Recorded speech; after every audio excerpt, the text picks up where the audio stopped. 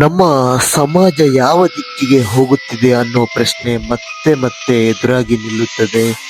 Saudi ಅರೇಬಿಯಾದಲ್ಲಿ ನಡೆದಿರುವ ಈ ಘಟನೆ ಎಲ್ಲರ ಮನಸ್ಸನ್ನು ಕಲಕುತ್ತದೆ.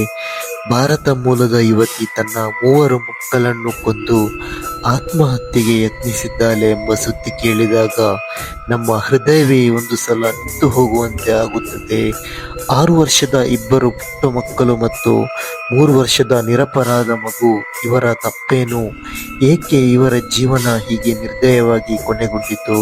ಇಂದು ನಾವು ಬದುಕುತ್ತಿರುವ ಸಮಾಜದಲ್ಲಿ ಮನೋಬಲ ಕುಸಿಯುತ್ತಿರುವುದು ಸ್ಪಷ್ಟವಾಗಿ ಕಾಣುತ್ತಿದೆ.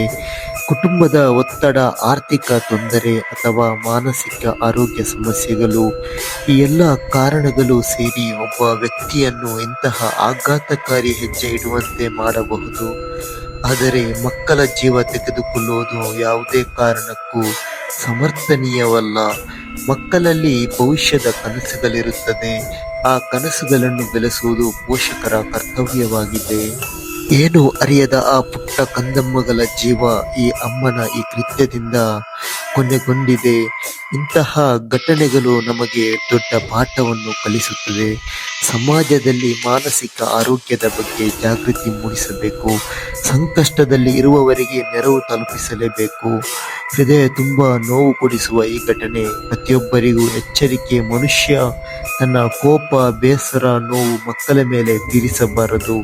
ಸಮಾಜ ಎತ್ತ ಸಾಗುತ್ತಿದೆ ಅನ್ನೋ ಪ್ರಶ್ನೆಗೆ ಉತ್ತರ ಹುಡುಕೋಣ.